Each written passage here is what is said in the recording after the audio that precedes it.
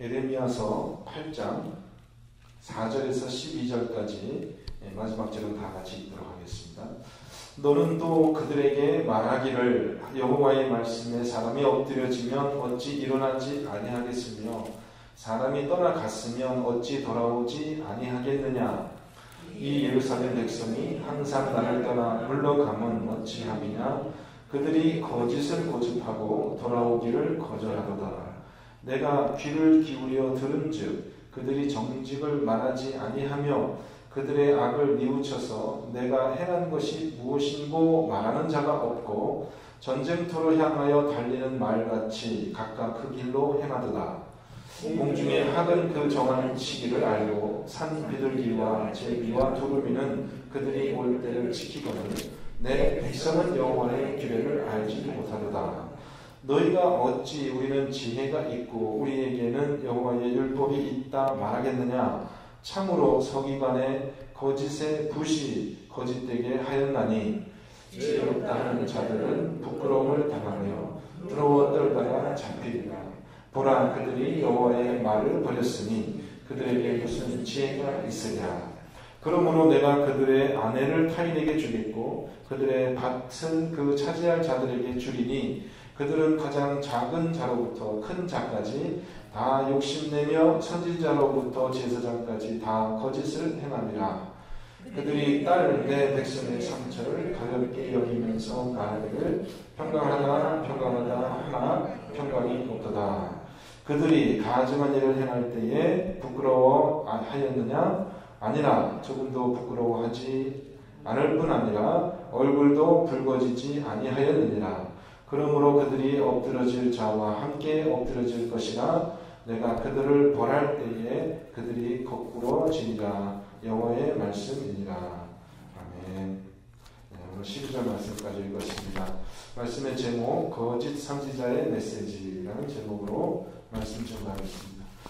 오늘 말씀은 거짓 선지자에 대한 경고의 말씀입니다. 여러분, 거짓 선지자들이 자주 전하는 거짓 메시지가 무엇이라고 여러분 생각하십니까? 거짓 선지자들은 어떤 말을 많이 하겠어요? 오늘 본문에 보면 놀랍게도 그들이 전하는 말씀이 평강을 전한다고 해요.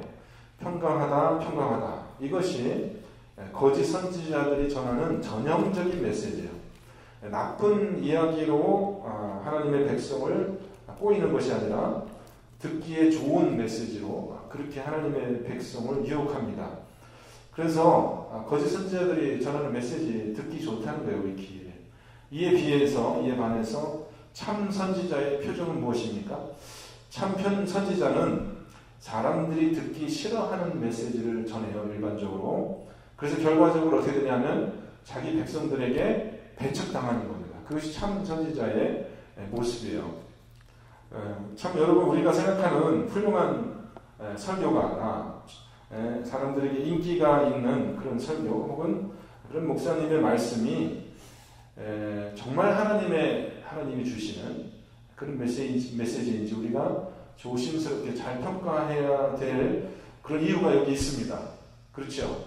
이유가 있어요. 왜냐하면 하나님의 말씀이 정말 우리 심령에 부딪혀 올 때 그 하나님의 말씀이 우리의 귀에 듣기에 좋은 메시지가 아니라 어떻게 해요? 우리가 듣기가 어려운, 받아들이기 어려운 그런 말씀으로 우리 귀에 들릴 가능성이 많다는 것입니다.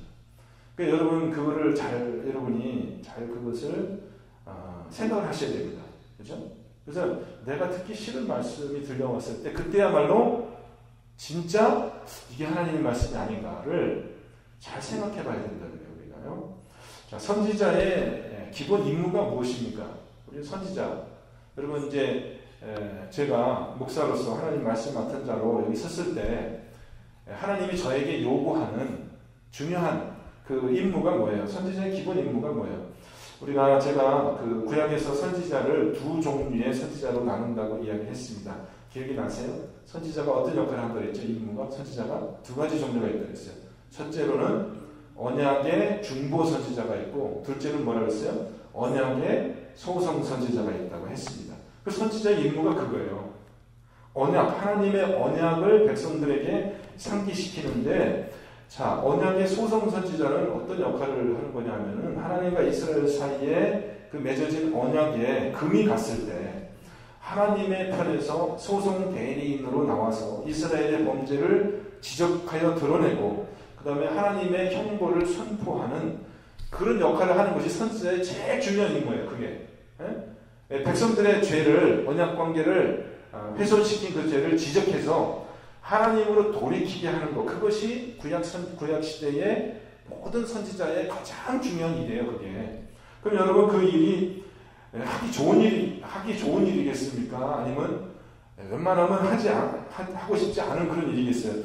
여러분 에레미야서 1장에 보면 하나님께서 에레미야 선지자로 부르시잖아요. 야 이제 네가 좀 내 말을 좀 네가 가지고 가서 백성들이 전해라 했을 때 어떻게 에레미야가 어떻게 반응합니까? 아 그래요? 그럼 내가 한번 가보겠습니다. 그렇게 합니까? 아니면은 좀 나는 안 가고 싶은데 난 말을 할 줄 모르는 사람인데 나는 어린아이인데 하나님 왜 나를 보내십니까? 그렇게 됐거든요. 왜냐하면 에레미야도 눈치가 있는 선지자였어요. 자기가 가서 해야 되는 일을 몰랐던 게 아니에요. 자기가 계산을 해보니까 어떻게 자기가 할 일이 그렇게 좋은 일이 아닌 거라는 것을 에레미야 선지자가 알았다는 것입니다. 백성들을 위로하고 좋은 이야기를 하고 좋은 소식을 전하는 그런 일이면 좋겠는데 그게 아니라 백성들이 듣기 싫어하는 그런 이야기를 전해야 되는 그 선지자의 하나님의 저주와 그런 심판을 선포해야 되는 그 선지자의 그 마음이 얼마나 답답하겠습니까? 그래서 이 에레미야 선지자는 눈물의 선지자가 된 겁니다. 자, 하나님이 에레미야에게 어떤 사명을 주셨냐면 에레미야서 1장 7절 8절에 보면 이렇게 나와요. 여호와께서 내게 이르시되 너는 아이라 말하지 말고 내가 너를 누구에게 보내든지 너는 가며 내가 너에게 무엇을 명령하든지 너는 말할지니라.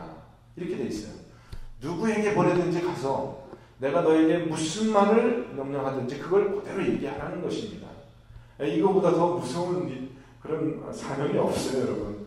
아주 무서운 말이에요. 그죠? 누구에게든지 가서 어떤 권력자이든지 왕이든지 귀족이든지 어떤 사람에게든지 가서 내가 너에게 전하는 그 말을 그대로 전하라는 겁니다. 근데 더 무서운 이 에레미야에게 더 무서운 말이 그 앞절에 나오는데 이 말이에요. 하나님이 에레미야를 향해서 이렇게 얘기를 합니다.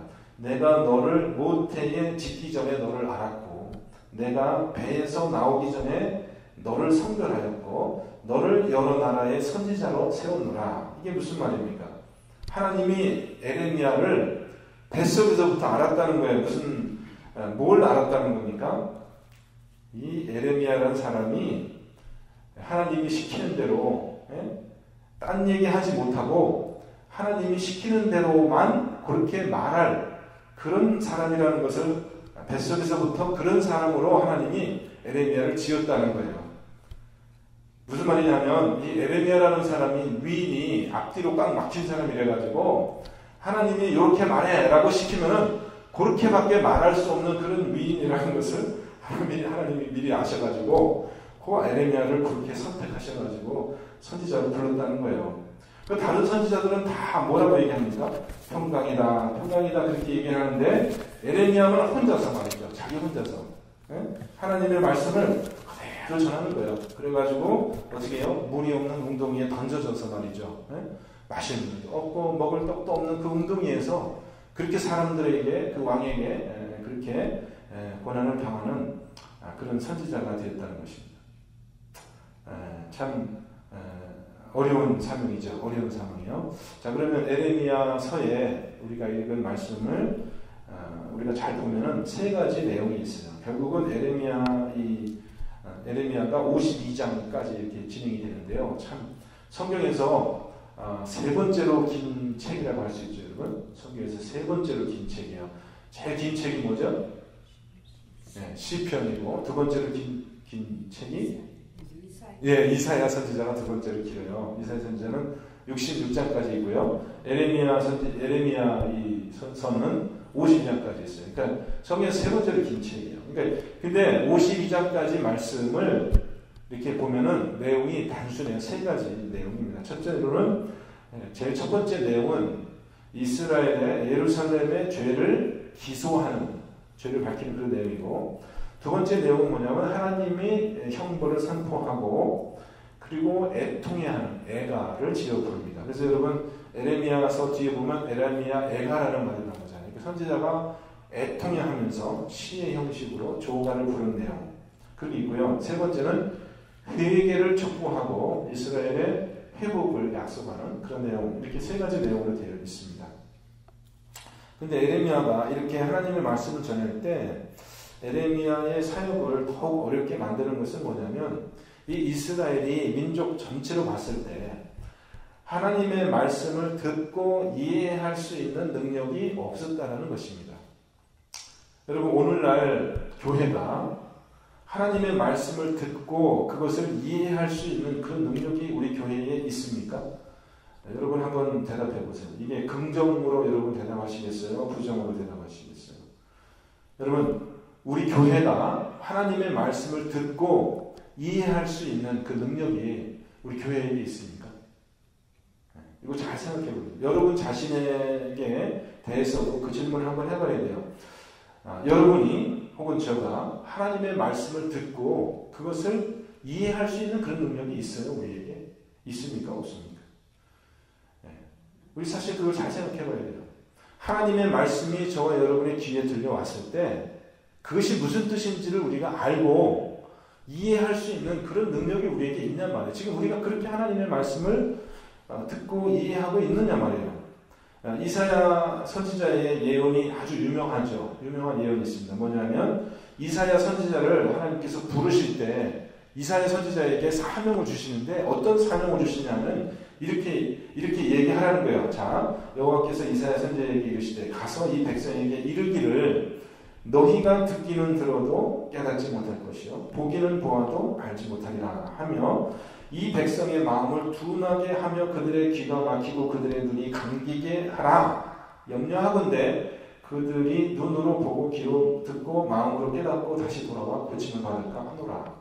선지자를 부르시면서 주시는 사명이, 너는 가서 이들로 하여금 듣기는 들어도 깨닫지 못하게, 보기는 보아도 알지 못하게, 그렇게 이 백성의 마음을 둔하게 하라는 겁니다. 하나님의 말씀을 전하니까 이들이 그 말을 듣고 깨닫는 것이 아니라 하나님의 말씀을 듣고 더 마음이 둔하게 되는 거예요. 더 하나님의 말씀을 깨닫지 못하게 하는 겁니다. 에레미야 선지자도 똑같아요. 에레미야서 5장 21절에 보면은 이런 말이 나와요. 어리석고 지각이 없으며 눈이 있어도 보지 못하며 귀가 있어도 듣지 못하는 백성이여 이를 들을지어다. 네. 에레미야가 지금 백성에게 하나님의 말씀을 전해야 되는데 하나님의 말씀을 받는 그 백성들의 그 형편을 에레미야서에 나오는 얘기예요. 이사야서만 나오는 게 아니라 에레미야서 5장 21절에 어리석고 지각이 없으면 눈이 있어도 보지 못하며 귀가 있어도 듣지 못하는 백성이요. 이방인들을 가르쳐서 이야기하는 것이 아니에요. 자, 에레미야 선지자는 누구에게 지금 보냄을 받은 겁니까? 이스라엘 하나님의 백성에게 보냄을 받은 거예요? 저 이방 백성에게 보냄을 받은 거예요? 이스라엘 백성에게, 하나님의 백성에게, 모세의 율법을 가지고 있는, 하나님의 말씀을 가지고 있는 그 백성에게 가서 전하는데 그 백성들이 어리석고 지각이 없대요. 전체적으로 봤을 때는 우리가 한두 사람 개인을 이야기할 수는 없지만 전체적으로 보아서 오늘날 하나님의 교회, 그리스도의 교회가 하나님의 말씀을 지각하고 깨닫는 그런 능력이 있다고 자신있게 말할 수가 없다는 거예요. 그게 제일 답답함입니다. 그거는 개인으로도 그렇고 교회 전체로 봐도 그래요. 우리 캔자스 선교교회의 형편을 봐도 죄송하지만 자신있게 정말 우리가 하나님의 말씀을 듣고 깨닫고 있다라고 말할 수가 없다는 거예요. 여러분 어떻게 생각하세요? 좀 기분 나쁘시겠죠? 그죠? 그렇게 우리를 얕보냐, 우리를 깔보냐, 목사 너만 하나님의 말씀을 잘 알고 우리는 무식한 사람이냐? 좀 기분 나쁘실 수 있다. 그렇지만 여러분 이걸 생각해 봐야 됩니다. 그러면 우리가 하나님의 말씀을 잘 듣고 있다, 이해하고 있다는 증거가 무엇입니까? 우리가 정말 하나님의 말씀을 이해하고 있다는 증거가 뭐예요? 그걸 우리가 알아야 되지 않겠습니까? 오늘 말씀 그 8장 4절, 6절에 보면 하나님이 아주 상식적인 이야기를 가지고 이스라엘에게 이야기하는 겁니다. 4절 보세요. 너는 또 그들에게 말하기를 여호와의 말씀이 사람이 엎드러지면 어찌 일어나지 아니하겠으며 사람이 떠나갔으면 어찌 돌아오지 아니하겠느냐. 이 예루살렘 백성이 항상 나를 떠나 물러가면 어찌함이냐. 그들이 거짓을 고집하고 돌아오기를 거절하는도다. 이거거든요. 그러니까 하나님의 말씀을 잘 깨닫고 들었다라는 증거가 뭐예요? 결국은 뭐예요? 돌아가는 거예요. 돌아가는 거예요.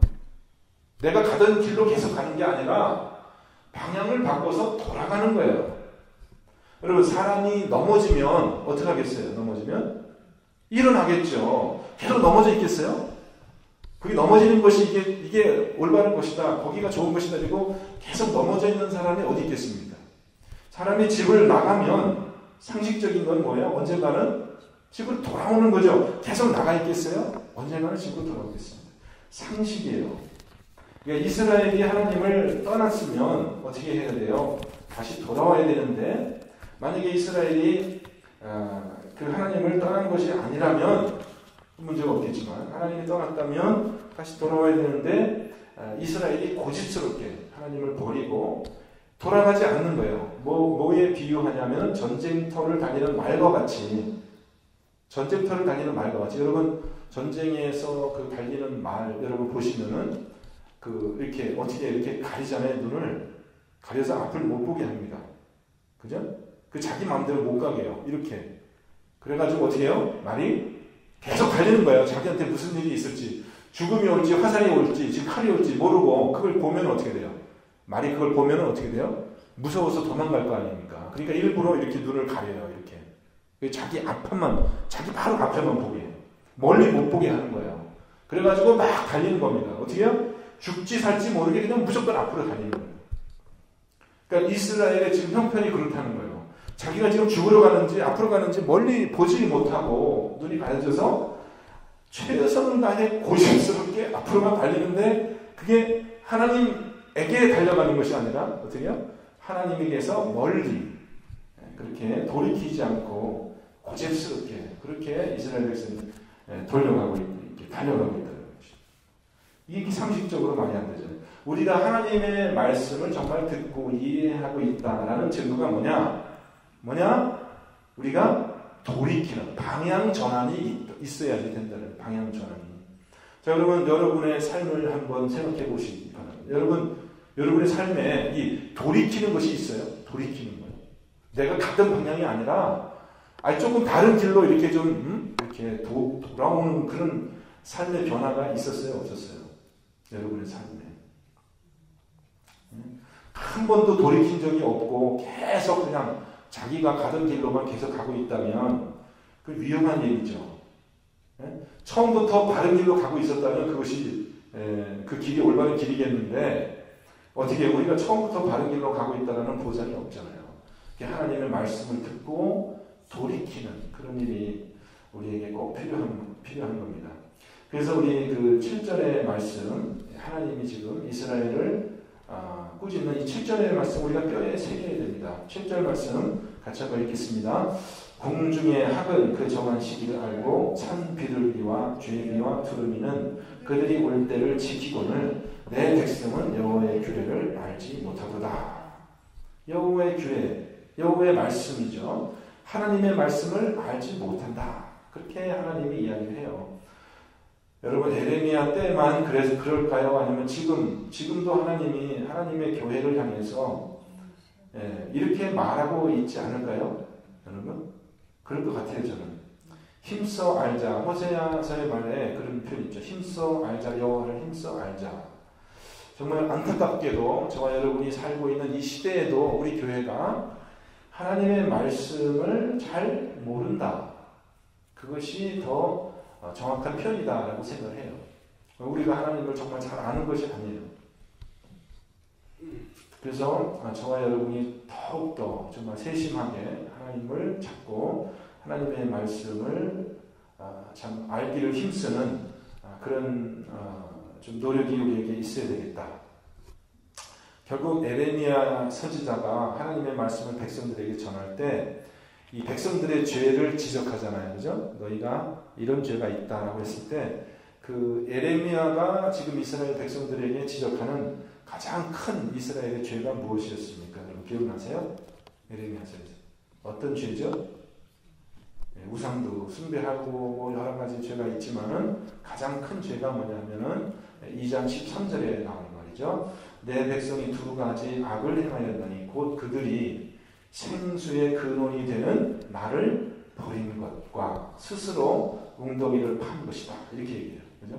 호세아서 4장 6절에는 이렇게 이스라엘의 형편을 이야기합니다. 내 백성이 지식이 없으므로 망하는도다. 내가 지식을 버렸으니 나도 너를 버려 내 제사장이 되지 못하게 할 것이요. 내가 내 하나님의 율법을 잊었으니 나도 내 자녀들을 잃어버리리라. 여러분 지금 이 에레미야 선지자가 활약하고 있는 그 시대에 요시야 왕이죠. 요시야 왕의 시대에 부흥이 있었습니다. 잠깐. 그 부흥이 일어난 사건을 보면은 열왕기하 22장 10절 13절에 이렇게 되어 있어요. 서기관 사반이 그때 당시 서기관 하나님의 말씀을 이렇게 기록하고 또 전하는 이 서기관 사반이 왕에게 말하기를 제사장 힐기야가 성전에서 하나님의 책을 찾아가지고 그 책을 나에게 주더이다 하고 사반이 왕의 앞에서 그 책을 읽은 거예요. 읽으니까 왕이 그 율법책의 말을 듣자 곧 그의 옷을 찢으니라. 돌이키는 거예요. 요시야 왕이 하나님의 말씀을 듣고 옷을 찢었어요. 그걸 돌이킨 겁니다. 그리고 뭐라고 얘기합니까? 왕이 제사장 힐기야와 사반의 아들 아히감과 미가의 아들 악볼과 서기관 사반과 왕의 시종 이사야에게 명령하여 이르되 다 불러 모은 거예요. 이제 왕의 그 모사꾼들을 너희는 가서 나와 백성과 온 유다를 위하여 이 발견한 책의 말씀에 대하여 여호와께 물으라. 우리 조상들이 이 책의 말씀을 듣지 아니하며 이 책에 우리를 위하여 기록된 모든 것을 행하지 아니하였으므로 여호와께서 우리에게 내리신 진노가 크도다. 이렇게 될 거예요. 역사상 교회에 있었던 모든 부흥은 다 어떻게 이루어지냐면은 하나님의 말씀으로 돌이키는 그것이 바로 부흥이었습니다. 그리고 하나님을 버리고 하나님을 아는 지식을 버린 것이 결국은 이스라엘이 망하는 요인이었습니다. 자, 이게 지금 오늘날 이 미국 교회가 지금 큰 위험 가운데 있거든요. 여러분 이제 어제 뉴스에도 나온 것처럼 이제 드디어 켄터키의 그 시청에서 근무하는 그 기독교인이 나는 내 이름으로 사인해서 이 동성연애자에게 이 결혼 증서를 나는 발행할 수 없다. 그래가지고 감옥에 갔어요. 감옥에 갔거든요. 조만간 이제 그런 일들이 생길 거라는 겁니다. 그게 뭐예요? 오늘날도 이 미국에 이제 큰 그런 위험이 있고 한국 우리 조국교회에도 큰 위험이 있는데 결국 우리 한국교회가 지금 침체기에 빠진 것이 확실합니다. 그럼 여러분 그렇게 된 이유가 무엇이라고 생각하십니까? 만약에 미국이 그렇게 지금 미국 교회에 큰 어려움이 있고 한국 교회 지금요 중2 이상 되는 학생들이 없대요. 애들 그러니까 중학교 2학년 때까지는 이제 엄마 아빠 따라서 교회 나오는데 중학교 2학년이 되면 교회를 다 안 나온대요. 그래서 교회에서 아예 그 중학교 2, 중2를 담임하는 그 가르치는 전도사님하고 교사들은요 제일 싫어한대요. 중2 맞는 게. 왜냐하면 그때 되면 교회 안 나오니까 없어요. 가르칠 애들이 없어요. 중학교 1학년까지 나오다가 안 나오는 거예요. 여러분 만약에 한국교회에 앞으로 그런 어려움이 있다면은 그 원인이 무엇이 있습니까? 왜 그런 어려움이 있겠습니까? 왜 애들이 교회를 안 나오겠습니까? 옛날에는 엄마 아빠가 안 나와도 교회 나오는 애들이 많았거든요. 지금은 거꾸로예요. 거꾸로. 엄마 아빠가 나와도 교회 안 나오는 애들이 많아요. 그런 애들이 많다는 거예요. 한국교회. 이제 참 큰일이 났습니다. 왜 그렇게 되겠습니까? 왜 그렇게 될까요? 왜 교회가 그런 일이 될까요?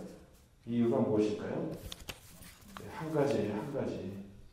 우리가 하나님의 말씀을 소홀히 했기 때문에 그렇습니다. 하나님의 말씀을 잘 가르치지 않았어요. 그렇기 때문에 오늘 말씀에도 보면요. 자, 하나님의 말씀을 교회가 잃어버리는데 가장 결정적인 역할을 한 사람이 누구냐 하면 이 거짓 선지자들이에요. 거짓 선지자들. 8절 말씀에 보시면은 이제 하나님께서 그들을 질타하는 내용이에요. 8절 말씀 보세요. 너희가 어찌 우리는 지혜가 있고 우리에게는 여호와의 율법이 있다 말하겠느냐. 참으로 서기관의 거짓의 붓이 거짓되게 하였나니. 이거거든요. 이 서기관의 직업은 하나님의 말씀을 기록하고 이렇게 베끼고 복사해서 말씀을 전하는 그런 일을 하는데, 서기관의 붓이 거짓되게 되었다는 말이 무슨 뜻이겠습니까? 서기관이 하나님의 율법을 이렇게 베껴서 써야 되는데, 그 서기관이 막 모세가 전해준 그 모세오경을 자기 마음대로 없는 내용도 막 갖다 붙이고 있는 내용도 또 뭐 지워버리고 막 이렇게 해가지고 거짓된 성경을 만들었을까요? 서기관이? 그랬을까요? 네? 그렇게 하지 않았어요. 역사적인 증거를 보면 그렇게 하지 않았어요.